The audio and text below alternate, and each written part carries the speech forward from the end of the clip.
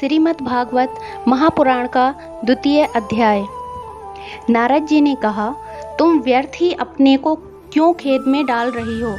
तुम इतनी चिंतातुर क्यों हो? भगवान श्री कृष्ण के चरण कमलों का चिंतन करो। उनकी कृपा से तुम्हारा सारा दुख दूर हो जाएगा।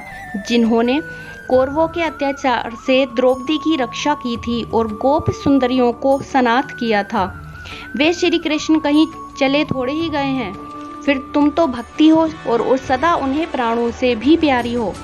तुम्हारे बुलाने पर तो भगवान नीचों के घरों में भी चले जाते हैं। सत्य, त्रेता और द्वापर, इन 3 युगों में ज्ञान और वैराग्य मुक्ति के साधन थे, किंतु कलयुग में तो केवल भक्ति ही ब्रह्म सायुज्य यानी मोक्ष की प्राप्ति कराने वाली है।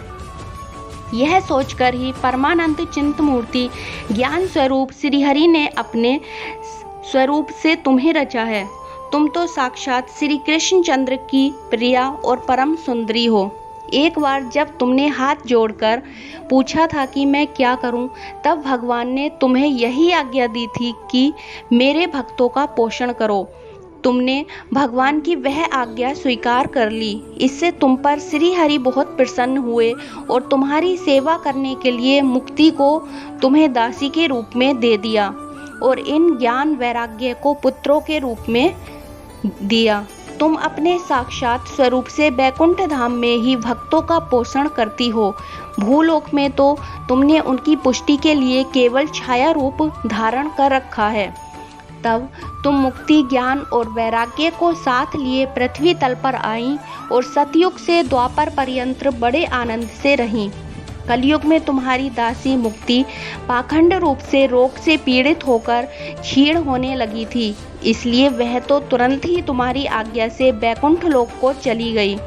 इस लोक में भी तुम्हारे स्मरण करने से ही वह आती है और फिर चली जाती है, किंतु इन ज्ञान वैराग्य को तुमने पुत्र मानकर अपने पास ही रख छोड़ा है। फिर भी कलयुग में इनकी उपेक्षा होने के कारण तुम्हारे ये पुत्र उत्साहहीन और वृद्ध हो गए हैं। फिर भी तुम चिंता न करो, मैं इनके नव जीवन का कोई उपाय सोचता हूँ। कली के समान कोई भी युग नहीं है। इस युग में मैं तुम्हें घर घर में प्रत्येक पुरुष के हृदय में स्थापित कर दूंगा। देखो, अन्य सब धर्मों को दबाकर और भक्ति विषयक महोत्सवों को आगे रखकर यदि मैंने लोक में तुम्हारा प्रचार न किया तो मैं श्री हरि का दास नहीं। इस कलयुग में जो जीव तुमसे युक्त होंगे वे पापी होने पर भी बेखटक भगवान के श्री कृष्ण के अभय धाम को प्राप्त होंगे। जिनके हृदय में निरंतर प्रेम रूपणी भक्ति निवास करती है, वे शुद्धांतकरण पुरुष स्वप्न में भी यमराज को नहीं देखते। जिनके हृदय में भक्ति महारानी का निवास होता है, उन्हें प्रेत, पिशाच, राक्षस या दैत्य आदि स्पर्श करने में भी समर्थ नहीं हो सकते। तप, वेद अध्ययन, ज्ञान और कर्म आदि किसी भी साधन से भगवान वश में नहीं किए जा सकते। वे केवल भक्ति से ही वशीभूत होते हैं। इसमें श्री गोपीजन प्रणाम है। मनुष्यों का सहस्रों जन के पुण्य प्रताप से भक्ति में अनुराग होता है। कलयुग में केवल भक्ति ही सार है। भक्ति से तो साक्षात श्री कृष्ण चंद्र सामने उपस्थित हो जाते हैं। जो लोग भक्ति से द्रोह करते हैं वे तीनों लोकों में दुख ही दुख पाते हैं। पूर्व काल में भक्त का तिरस्कार करने वाले दुर्वासा ऋषि को बड़ा कष्ट उठाना पड़ा था। व्रत, तीर्थ, योग, यज्ञ और ज्ञान चर्चा आदि बहुत से साधनों की कोई आवश्यकता नहीं है। एकमात्र भक्ति ही मुक्ति देने वाली है।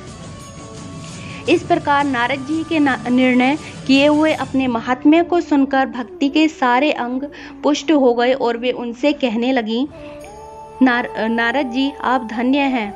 आपकी मुझ पे निश्चल प्रीति है। मैं सदा आपके हृदय में रहूंगी, कभी आपको छोड़कर नहीं जाऊंगी। आप बड़े कृपालु हैं। आपने क्षण भर में ही मेरा सारा दुख दूर कर दिया है, किंतु अभी मेरे पुत्रों में चेतना नहीं आई है। आप इन्हें शीघ्र ही सचेत कर दीजिए। सूत जी कहते हैं, भक्ति के ये वचन सुनकर नारद जी को बड़ी करुणा आई और वे उन्हें हाथ से हिला डुलाकर जगाने लगे। फिर उनके कान के पास मुंह लगाकर जोर से कहा, ओ ज्ञान जल्दी जग पड़ो, ओ वैराग्य जल्दी जग पड़ो। फिर उन्होंने वेद ध्वनि, वेदांत घोष और बार बार गीता पाठ करके उन्हें जगाया। इससे वे जैसे तैसे बहुत जोर लगाकर उठे, किंतु आलस्य के कारण दोनों जमाई लेते रहे। नेत्र उखाड़कर देख भी नहीं सके। उनके बाल की तरह सफ़ेद हो गए। उनके अंग प्राय सूखे कंठ के समान निश्चेत कठोर हो गए। इस प्रकार भूख प्यास के मारे अत्यंत दुर्बल होने के कारण उन्हें फिर सोते देखकर नारद जी को बड़ी चिंता हुई और वे सोचने लगे, अब मुझे क्या करना चाहिए। इनकी यह नींद और इससे भी बढ़कर इनकी वृद्धावस्था कैसे दूर हो। इस प्रकार चिंता करते करते वे भगवान का स्मरण करने लगे। उसी समय यह आकाशवाणी हुई कि मुनि, मुझे खेद मत करो, तुम्हारा यह उद्योग निसंदेह सफल होगा। इसके लिए तुम एक सत्कर्म करो, वह कर्म तुम्हें संत शिरोमणि महानुभाव बताएंगे। उस सत्कर्म का अनुष्ठान करते ही क्षण भर में इनकी नींद और वृद्धावस्था चली जाएगी तथा सर्वत्र भक्ति का प्रसार होगा। यह आकाशवाणी वहां सभी को साफ साफ सुनाई दी। इससे नारद जी को बड़ा विस्मय हुआ और वे कहने लगे, मुझे तो इसका कुछ आशय समझ में नहीं आया। नारद जी बोले, इस आकाशवाणी ने भी गुप्त रूप में ही बात कही है। यह नहीं बताया है कि वह कौन सा साधन किया जाए जिससे इनका कार्य सिद्ध हो। वे संत न जाने कहाँ मिलेंगे और किस प्रकार उस साधन को बताएंगे। अब आकाशवाणी जो कुछ कहा है उसके अनुसार मुझे क्या करना चाहिए। सूत जी कहते हैं, सोनक जी, तब ज्ञान वैराग्य दोनों को वहीं छोड़कर नारद मुनि वहां से चल पड़े और प्रत्येक तीर्थ में जाकर मार्ग में मिलने वाले मुनीश्वरों से वह साधन पूछने लगे। उनकी उस बात को सुनते तो सब थे, किंतु उसके विषय में कोई कुछ भी निश्चित उत्तर न देता। किसी ने भी उनको असाध्य बताया। कोई बोले, इसका ठीक ठीक पता लगाना ही कठिन है। कोई सुनकर चुप रह गए और कोई तो अपनी अवज्ञा होने के भय से बात को टाल टोल कर खिसक गए। त्रिलोकी में महान आश्चर्यजनक हाहाकार मच गया। लोग आपस में कानाफूसी करने लगे। भाई, जब वेद ध्वनि, वेदांत घोष और बार बार गीता पाठ सुनाने पर जो भक्ति, ज्ञान और वैराग्य ये तीनों नहीं जगाए जा सके, तब और कोई उपाय नहीं है। स्वयं योगीराज नारद को भी जिसका ज्ञान नहीं है उसे दूसरे संसारी लोग कैसे बता सकते हैं। इस प्रकार जिन जिन ऋषियों ने इसके विषय में पूछा, उन्होंने निर्णय करके यही कहा कि यह बात दुस्साध्य ही है। तब नारद जी बहुत चिंतातुर हुए और बद्रीवन में आए। ज्ञान वैराग्य को जगाने के लिए वहां उन्होंने यह निश्चय किया कि मैं तप करूंगा। इसी समय उन्हें अपने सामने करोड़ों सूर्य के समान तेजस्वी सनकादि मुनीश्वर दिखाई दिए। उन्हें देखकर वे मुनि श्रेष्ठ कहने लगे। नारद जी ने कहा, महात्माओं, इस समय बड़े भाग्य से मेरा आप लोगों के साथ समागम हुआ है। आप मुझ पर कृपा करके शीघ्र ही वह साधन बताइए। आप सभी लोग बड़े योगी, बुद्धिमान और विद्वान हैं। आप देखने में 5-5 वर्ष के बालक से जान पड़ते हैं, किंतु पूर्वजों के भी पूर्वज आप लोग सदैव वैकुंठ धाम में निवास करते हैं, निरंतर हरि कीर्तन में तत्पर रहते हैं, भगवती मृत का रसास्वादन कर सदा उसी में उन्मुक्त रहते हैं और एकमात्र भगवत कथा ही आपके जीवन का आधार है। हरि शरणम, भगवान ही हमारे रक्षक हैं। इसी से काल प्रेरित वृद्धावस्था भी आपको बाधा नहीं पहुंचाती। पूर्व काल में आपके भ्रू भंग मात्र से भगवान विष्णु के द्वारपाल जय और विजय तुरंत इस पृथ्वी पर गिर गए थे और फिर आपकी ही कृपा से वे पुनः बैकुंठ लोक पहुंच गए। धन्य है, इस समय आपका दर्शन बड़े सौभाग्य से ही हुआ है। मैं बहुत दीन हूँ और आप लोग स्वभाव से ही दयालु हैं, इसलिए मुझ पर आपको अवश्य कृपा करनी चाहिए। आकाशवाणी ने जिसके विषय में कहा वह कौन सा साधन है और मुझे किस प्रकार उसका अनुष्ठान करना चाहिए, आप इसका विस्तार से वर्णन कीजिए। भक्ति, ज्ञान और वैराग्य को किस प्रकार सुख मिल सकता है और किस तरह इनकी प्रेम पूर्वक सब वर्णों में प्रतिष्ठा की जा सकती है। सनकादि ने कहा, देव ऋषि, आप चिंता न करें, मन में प्रसन्न हो, उनके उद्धार का एक सरल उपाय पहले से ही विद्यमान है। नारद जी, आप धन्य हैं, आप विरक्तों के शिरोमणि हैं, श्री कृष्ण दासों के शाश्वत पथ प्रदर्शक एवं भक्ति योग के भास्कर हैं। आप भक्ति के लिए जो उद्योग कर रहे हैं वह आपके लिए कोई आश्चर्य की बात नहीं समझनी चाहिए। भगवान के भक्त के लिए तो भक्ति ही सम्यक स्थापना करना सदा उचित ही है। ऋषियों ने संसार में अनेकों मार्ग प्रकट किए हैं, किंतु वे सभी कष्ट साध्य हैं और परिणाम में प्राय स्वर्ग की ही प्राप्ति कराने वाले हैं। अभी तक भगवान की प्राप्ति कराने वाला मार्ग तो गुप्त ही रहा है, उसका उपदेश कराने वाला पुरुष प्राय भाग्य से ही मिलता है। आपको आकाशवाणी ने जिस सत्कर्म का संकेत किया है उसे हम बतलाते हैं, आप प्रसन्न और समाहित चित्त होकर सुनिए। नारद जी, द्रव्य यज्ञ, तपो यज्ञ, योग यज्ञ और स्वाध्याय रूप ज्ञान यज्ञ, ये सब तो स्वर्ग आदि की प्राप्ति कराने वाले कर्म की ही ओर संकेत करते हैं। पंडितों ने ज्ञान यज्ञ को ही सत्कर्म का सूचक माना है। वह श्रीमद् भागवत का पारायण है, जिसका गान शुकादि महानुभावों ने किया है। उसके शब्द सुनने से ही भक्ति, ज्ञान और वैराग्य को बड़ा बल मिलता है।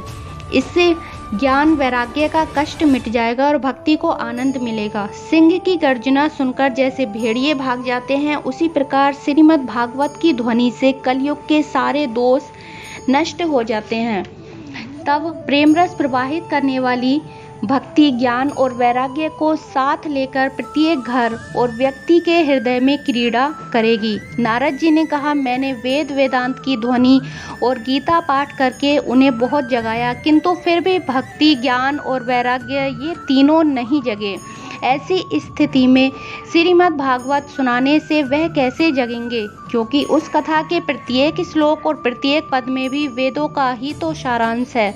आप लोग शरणागत वत्सल हैं तथा आपका दर्शन कभी व्यर्थ नहीं होता, इसलिए मेरा यह संदेह दूर कर दीजिए, इस कार्य में विलंब न कीजिए। सनकादि ने कहा, श्रीमद् भागवत की कथा वेद और उपनिषदों के सार से बनी है, इसलिए उनसे अलग उनकी फल रूपा होने के कारण वह बड़ी उत्तम जान पड़ती है।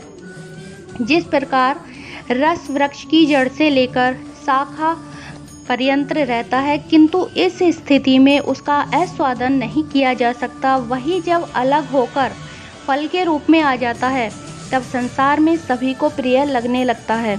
दूध में घी रहता ही है, किंतु उस समय उसका अलग स्वाद नहीं मिलता। वही जब उससे अलग हो जाता है तब देवताओं के लिए भी स्वादवर्धक हो जाता है। खांड ईख के और छोर और बीच में भी व्याप्त रहती है, तथापि अलग होने पर उसकी कुछ और ही मिठास होती है। ऐसे ही यह भागवत की कथा है। यह भागवत पुराण वेदों के समान है। श्री व्यास देव ने इसे भक्ति, ज्ञान और वैराग्य की स्थापना के लिए प्रकाशित किया है। पूर्व काल में जिस समय वेद वेदांत के पारगामी और गीता की भी रचना करने वाले भगवान व्यास देव खिन्न होकर अज्ञान समुद्र में गोते खा रहे थे, उस समय आपने ही उन्हें 4 श्लोकों में इसका उपदेश किया था। उसे सुनते ही उनकी सारी चिंता दूर हो गई थी। फिर इसमें आपको आश्चर्य क्यों हो रहा है जो आप हमसे प्रश्न कर रहे हैं? आपको उन्हें शोक और दुख का विनाश करने वाले श्रीमद् भागवत पुराण ही सुनाना चाहिए। नारद जी ने कहा, महानुभावों, आपका दर्शन जीव के संपूर्ण पापों को तत्काल नष्ट कर देता है और जो संसार दुख रूप दावानल से तपे हुए हैं उन पर शीघ्र ही शांति की वर्षा करता है। आप निरंतर शेष जी के सहस्र मुखों से गाए हुए भगवत कथा अमृत का ही पान करते रहते हैं। मैं प्रेम लक्षणा भक्ति का प्रकाश करने के उद्देश्य से आपकी शरण लेता हूँ। जब अनेकों जन्मों के संचित पुण्य पुंज का उदय होने से मनुष्य को सत्संग मिलता है, तब वह उसके अज्ञान जनित मोह और मद रूप अंधकार का नाश करके विवेक उदय होता है।